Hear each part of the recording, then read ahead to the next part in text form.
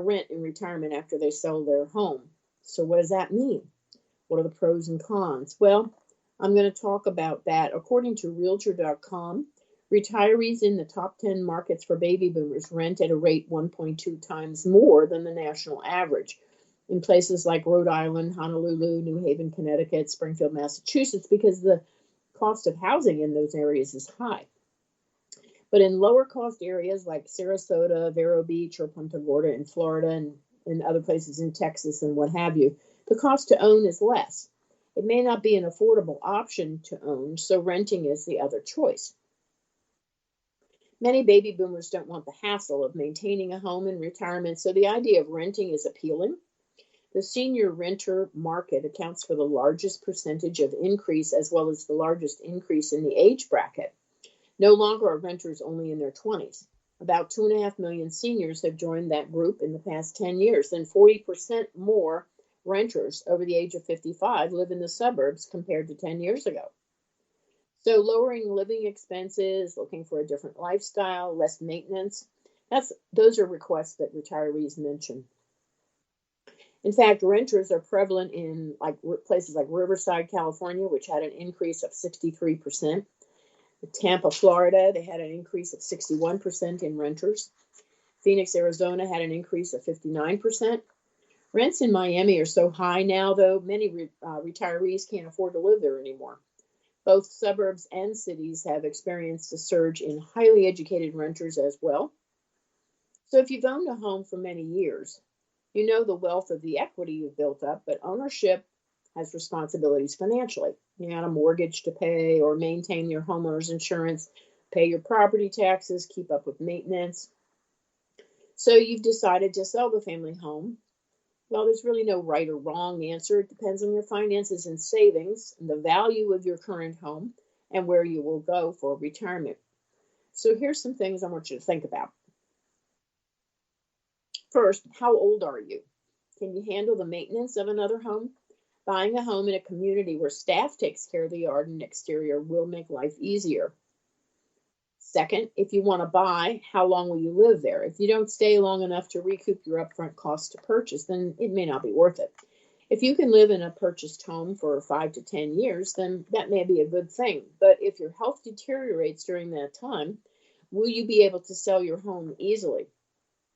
And I'm going to talk about this more in my next segment on active adult communities, because active adult communities have their own special issues. Third thing to think about, do you mind being tied down, or do you really want the freedom of living in other places? I mean, if you've owned your own home for many years, you may prefer the security of owning your own place, or you may say, hey, I'm only going to live here for a year, and then I'm going to maybe move someplace else, and I've factored in the cost to move to another place. Another thing you need to think about is, do you have pets? Well, if you rent, many places don't allow pets, so you have to factor that into taking care of Fido or Fifi. Another thing to consider is that the equity in your current home can become a source of income. So if you're not underwater on your mortgage, you can use your home to take out a line of credit to use when you need money. And your mortgage will remain stable. If you still have 70% of homeowners over 65 don't have a mortgage, but rents can and will go up every year. Rents are rising around the country, and it's hard to find houses with one level living at a decent price. And another thing about owning your own home is you can always pass your home along to your heirs if you choose to do so. Another downside to owning a home is it can be costly to maintain. So if you're doing it yourself, you want to anticipate about 1 to 4% of the value on upkeep costs annually. And if you have an older home, budget on the higher end of that percentage. And your ability to tackle maintenance problems yourself will become more of a challenge. So be sure you have a team of people to help you with gutter cleaning, painting, HVAC maintenance, plumbing, electrical, more. And you're going to set aside a hefty budget to cover big ticket items like roof, or replacing the air conditioner, replacing the furnace. Another thing to consider is, even if your mortgage is paid off, you still have to pay real estate taxes and homeowners insurance. Many jurisdictions provide tax breaks for older adults, so you may apply for that option if you have the opportunity. Those costs don't go away and will increase as the assessment goes up and the tax rate increases. One more thing to consider is, what is the current value of your home? Find out how much it's worth in the current market based on its current condition, not with any improvements. Then you want to ask the realtor you're interviewing, what kind of improvements would get me more money? Is the return on investment worth it? That's a good thing to find out, because if you only have to put 10 or 20,000 into painting and carpet replacement, things like that, and updating the kitchen by putting in new countertops, that may get it to sell faster and for a better price. But your realtor locally can help you with that. A lot of times it's often less expensive to sell the family home just outright and rent, and then use the balance of your proceeds to invest elsewhere. But just remember, not everybody should own a home. Renting is a good option if it eliminates the threat of increasing maintenance costs on a fixed income. Renting is often cheaper than buying. And you have the flexibility to move at the end of a lease. If you're somewhat of a wanderlust, this option lets you live in several places that you've wanted to. And it's easier to get out of a rental than to sell a place you own, which can take time and money to invest in making some improvements and costs and things like that. The negative to renting, though, is you won't build equity in a rental property. Monthly rent is an expense that provides a roof over your head.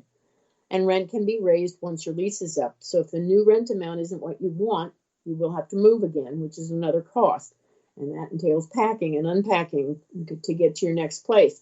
Not to mention having to find a new location in a new town that you might not be familiar with.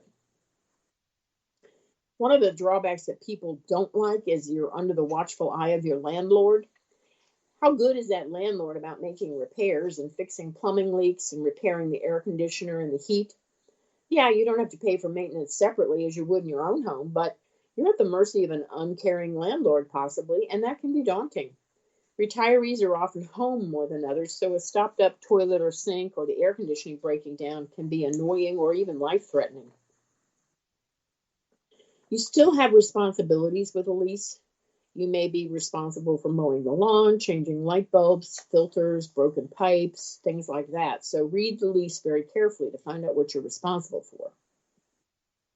On the plus, a fixed mortgage can be a hedge. On the plus side, a fixed mortgage can be a hedge against inflation and protects you against the possibility of the landlord selling the property or increasing the rent so that it no longer makes sense to stay there. Another option to consider is to rent in a higher cost area and buy something in a cheaper area to rent.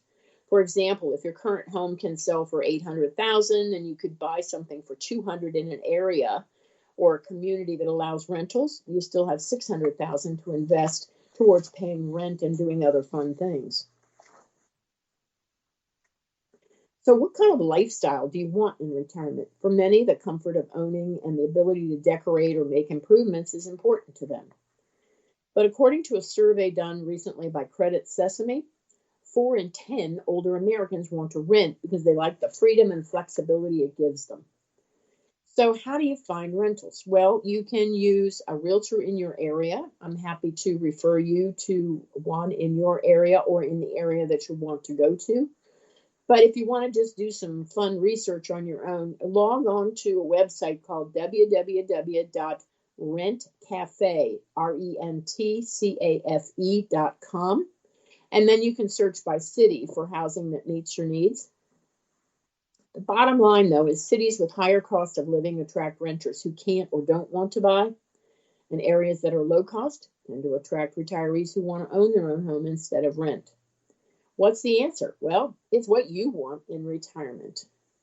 So think about those things. If you want to get in touch with me, you can email me at moveorimprovewithdebbie, DEBBIE, @gmail.com. And thanks for joining me. We're going to be talking next time about the pluses and minuses of active adult communities or master planned communities and what to look for. So thanks for joining me today.